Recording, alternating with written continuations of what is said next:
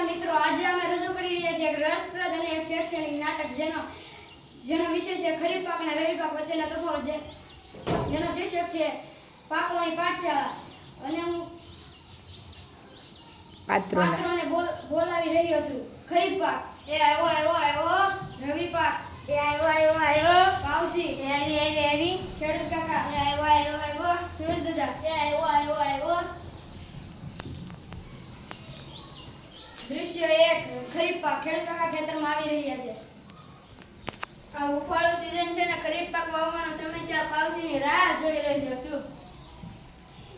નમસ્કાર ખેડૂત કાકા, હું આવી રહ્યો છું. ધરતી ભીંજી રહી છે. તમારા ખરીફ પાક માટે શરતો સરસ છે.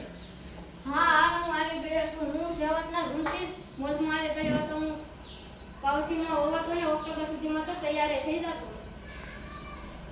દૃશ્ય 2. રવિ પાક. સૂર્યદાદાના દર્શન થઈ રહ્યા છે.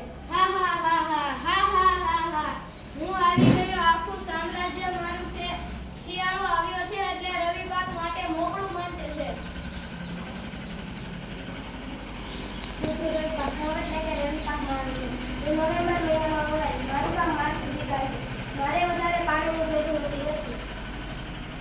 રવિ પાક તારા મિત્રો કોણ?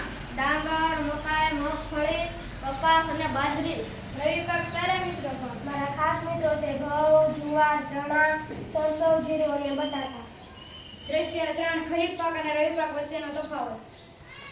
હું શીતકાળમાં શાંતિથી ઊભું છું. મારીને ઓછું પાણી અને ઠંડી માફક આવે છે. હું પાવસી ઋતુમાં ઊભું છું. મારે ભારે માત્રામાં પાણી રોવે છે એટલે હું પાવસી ઋતુમાં ઊભું છું. બધા સાથે મળીને કહે છે, ખરીફ પાક કે રવિ પાક, બંને પાક છે સરસ. સમૃદ્ધ દેશ. બંને પાકથી થાય છે સમૃદ્ધ